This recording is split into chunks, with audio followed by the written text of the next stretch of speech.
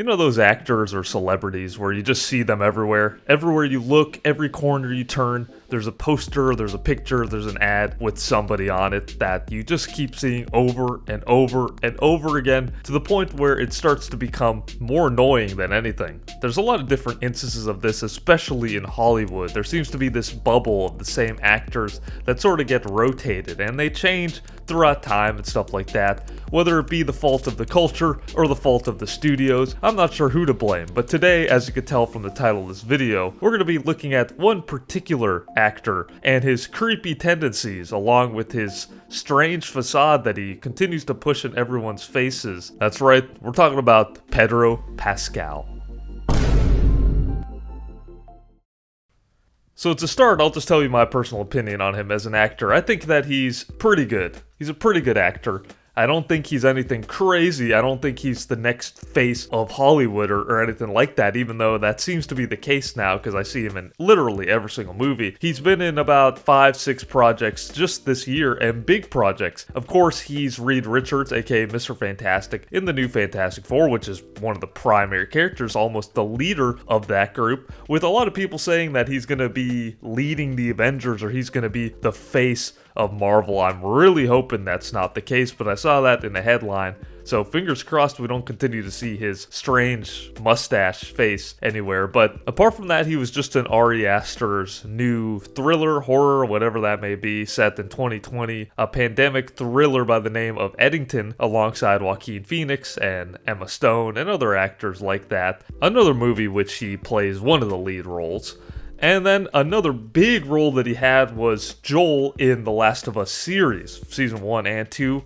Again, an iconic, highly anticipated TV adaptation of The Last of Us, and he plays, again, one of the central characters. And then The Materialists, Game of Thrones, Gladiator 2, etc., The Mandalorian, etc., etc., etc., it keeps going. Anyways, I have no problem that he has a bunch of jobs, so that's fine, good for him. But I'm just gonna level with you, I'm tired of seeing his face everywhere. I think he's good, but he's not good enough to be in every single project playing lead characters in every single movie, every single TV show.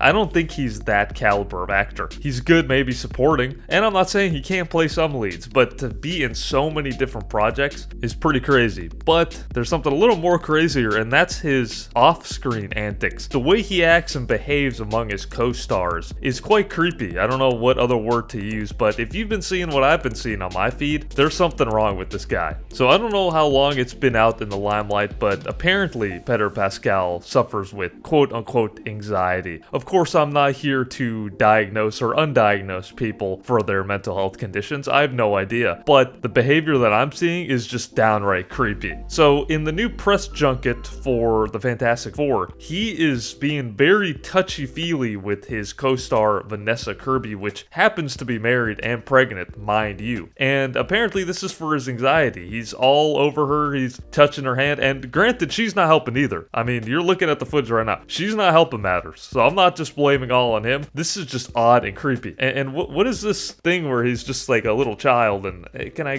have your hand? Now, I'm not an expert in anxiety, and obviously everyone copes with it differently. So I'm not here to say that this isn't real or anything like that, but this is more of a creepy tendency and probably shouldn't be normalized. I'm not really sure why this is so blatant. They really do look like they're a couple by the way that they're all over each other, hand over the shoulder. It's a little odd to me. And the problem is that it's over this facade of anxiety. It's creepy behavior masked over a mental health issue. And some people are applauding this as a form of bravery or something like that, kind of applauding Vanessa Kirby for playing into it. But honestly, this should not be normalized, this sort of behavior among mutual co-stars. And notice how he's not doing this with all his co-stars, just a few. Again, I'm not denying that he may have anxiety or anything like that, but doing it in this format is a little weird. There's something just overall a little off about Pedro Pascal, especially how he acts or something about him. I don't know how to put my finger on it. This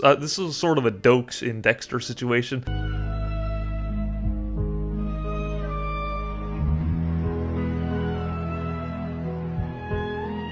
I can't prove it Can't prove anything, but it's one of those things where I wouldn't be surprised if something came out against him. But again, I'm not making any kind of claims like that. I'm just saying something seems a little off about him. But moving on from that, I find him to be a little disingenuous personally. The way he acts, the way he almost looks like he's putting on some kind of facade when he's in interviews and stuff like that. Like, this isn't really him. It's something like he's trying to appeal to the masses. He's trying to be relatable. He's trying to put on this mask facade like, I'm just like you people. I'm just like you guys. Very relatable, if that makes sense. Some people just have that about them, and I've always found that to be very jarring or obvious. I may be reading too much into it, but take a look at this interview from Cannes Film Festival. So, of course, Cannes Film Festival is the very pompous, pretentious film festival where French people sit there and applaud movies for 10 minutes. If I had a penny for every single movie that got a 10 to 15 minute standing ovation, literally sitting there applauding the movie for 15 minutes, I think I'd have enough to go to the Cannes Film Festival. But during one of the press junkets for Eddington, the interviewer asked him something about immigration. I'm not really sure what she was trying to ask here. It really had nothing to do with the movie. It was clearly a social, political question. But this was his response. These millions of Latin migrants in the shadows living in America, and do you fear that America will become an absolutely closed country to the world? I mean, it's obviously very scary for an actor who participated in a movie to sort of speak to issues, and I want very much to live on the right side of history, and I'm an immigrant. My parents are refugees from Chile. Always. I'm too afraid of your question. I hardly remember what it was. The brave movies that you make. I think fear is the way that they win, for one. And so keep telling the stories and the people that try to make you scared, you know, and fight back.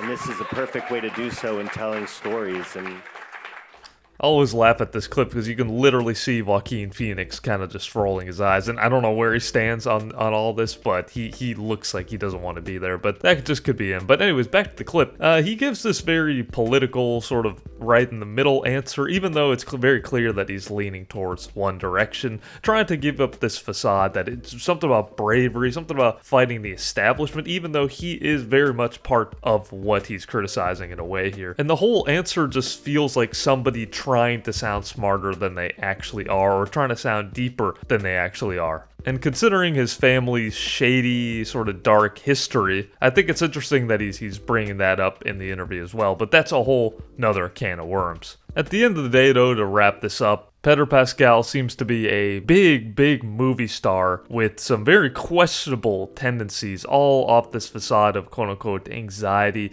even though he can attend all these parties and seems completely fine with being in the spotlight. Again, I understand that social anxiety affects people differently, and in a lot of instances, you may never be able to tell that somebody has that. But regardless, I don't think it's normalized behavior to be touching and feeling and just doing whatever you want with your co-stars, all while acting very flamboyant and asking interviewers what color their nails are and stuff like that. It's very strange. The guy is very creepy in a lot of different ways. He's not the worst actor I've seen. He's, like I said, he's pretty good overall, but man, he's just in everything. Everywhere you turn, you see him. And that's what we call the Pedro Pascal fatigue. Thank you very much for watching this video. If you enjoyed it, please be sure to hit that subscribe button to stay up to date with the latest videos just like this one. And let me know your thoughts below about Pedro Pascal and his strange behavior, if you will. Am I reading too much into it, or are you also tired of seeing his face everywhere you look? Let me know below, and thank you for watching.